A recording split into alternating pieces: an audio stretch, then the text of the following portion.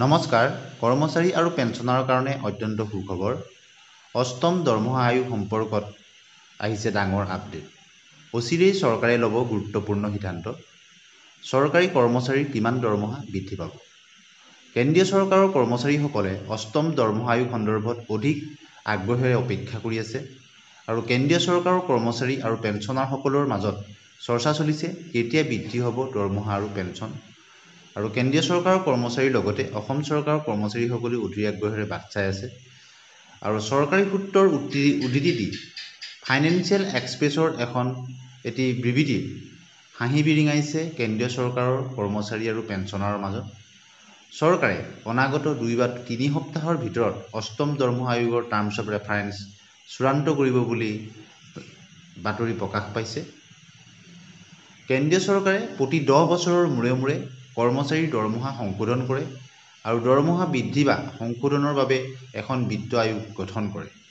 আপোনালোকে গম পাইছে যে 25 চনৰ জানুৱাৰী মাহত কেন্দ্ৰীয় চৰকাৰে অষ্টম দৰমহা আয়োগত অনুমোদন জনাইছে কেবিনেট সিদ্ধান্তৰ যোগেদি। সাধাৰণতে বিত্ত আয়োগৰ বিস্তৃত প্ৰতিবেদন প্ৰস্তুত কৰিবলৈ প্ৰায় এবছৰৰ প্ৰয়োজন হয় আৰু এই প্ৰতিবেদন কেন্দ্ৰীয় চৰকাৰ, ৰাজহুৱা খণ্ডৰ উদ্যোগ, ৰাজ্য চৰকাৰ আৰু অন্যান্য সংশ্লিষ্ট সংস্থাসমূহক অংশীদাৰ হিচাপে ইয়াত লোৱা হয়। আৰু শেহতীয়া খবৰ অনুসৰি 2026 চনৰ মাজভাগত অষ্টম দৰমহা আয়োগৰ প্ৰতিবেদন প্ৰদান কৰিব আৰু হয়তো 2026 চনৰ জানুৱাৰীত অষ্টম দৰমহা আয়োগ কাৰ্যকৰী হ'ব। অৱশ্যে কৰ্মচাৰীসকলে বকেয়া ধন তেওঁলোকে লাভ কৰিব, অৰ্থাৎ 1/1/2026 পৰা কাৰ্যকৰী হ'বলগীয়া অষ্টম দৰমহা আয়োগ কিছু পলম হ'লেও সেই ধনৰাশি বকেয়া হিচাপে লাভ কৰিব। আৰু ইয়াৰ মাজতে চৰ্চা হৈছে যে কেন্দ্ৰীয় চৰকাৰৰ কৰ্মচাৰীৰ কিমান দৰমহা বৃদ্ধি পাব। কিন্তু প্ৰতিবেদনত প্ৰকাশ পাইছে যে অষ্টম পে কমিশ্যনৰ ভিত্তিত 1.92 পৰা 2.86 ফিটমেন্ট ফেক্টৰ ব্যৱহাৰ কৰিব পাৰে। এতিয়া আমি আলোচনা কৰিম ফিটমেন্ট ফেক্টৰনো কি। যেতিয়াই নতুন পে কমিশ্যন কাৰ্যকৰী হয় তেতিয়াই কেন্দ্ৰীয় চৰকাৰৰ কৰ্মচাৰীৰ সংশোধিত মৌলিক দৰমহা গণনা কৰিবলৈ ব্যৱহাৰ কৰা হয় এক সূত্ৰ, যাক কোৱা হয় ফিটমেন্ট ফেক্টৰ। ফিটমেন্ট ফেক্টৰে দৰমহাৰ পুৰণি গাঁথনিৰ পৰা নতুন গাঁথনিলৈ পৰিৱৰ্তনৰ সময়ত দৰমহা বৃদ্ধিৰ প্ৰামাণিকৰণ কৰে।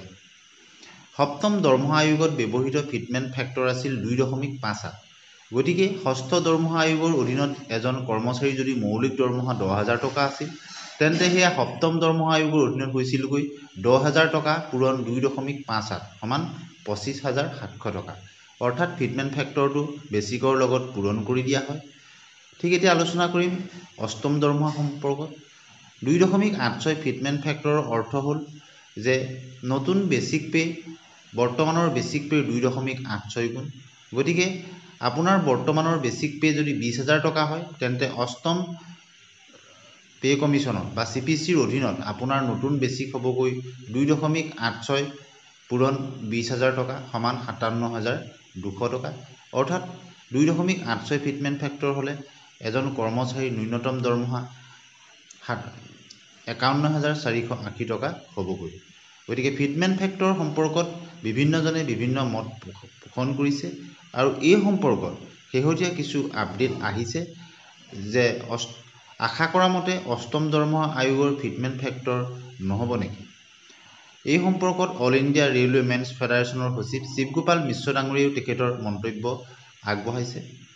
আপোনালোকে নিশ্চয় জানে যে অষ্টম পে কমিশ্যন সম্পৰ্কত 42টা পইণ্ট জাৰি কৰা হৈছে, য'ত চেয়াৰমেনৰ এপইণ্টমেণ্টকে আদি কৰি অন্যান্য ধৰণৰ অফিচিয়েল এনাউন্সমেণ্টো কৰা হৈছে। এইখন এখন অফিচিয়েল লেটাৰ আপোনালোকে দেখিছে এপ্ৰিল মাহত প্ৰকাশ পাইছে, য'ত অষ্টম দৰমহা আয়োগ সম্পৰ্কত 4টা পোষ্টৰ যি ভেকেঞ্চি লিষ্ট প্ৰকাশ কৰা হৈছে আৰু এনেদৰে পূৰ্বতেও প্ৰকাশ কৰা হৈছিল। ইয়াৰ দ্বাৰা ভাৰত চৰকাৰৰ অষ্টম দৰমহা আয়োগ সম্পৰ্কত তৎপৰতাৰ অনুমান কৰিব পাৰি। আশা কৰা হৈছে আগন্তুক 2-3 সপ্তাহৰ ভিতৰত অষ্টম দৰমহা আয়োগৰ সচিবকে ধৰি অন্যান্য পদসমূহ নিৰ্বাচন কৰিব আৰু ইয়াৰ টাৰ্মছ অফ ৰেফাৰেন্স অৰ্থাৎ TER কেন্দ্ৰীয় চৰকাৰে প্ৰস্তুত কৰিব।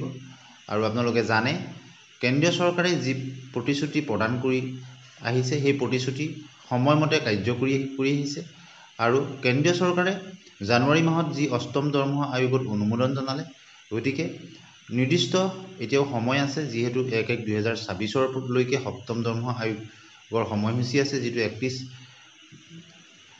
ডিচেম্বৰত সমাপ্ত হ'ব। ধন্যবাদ।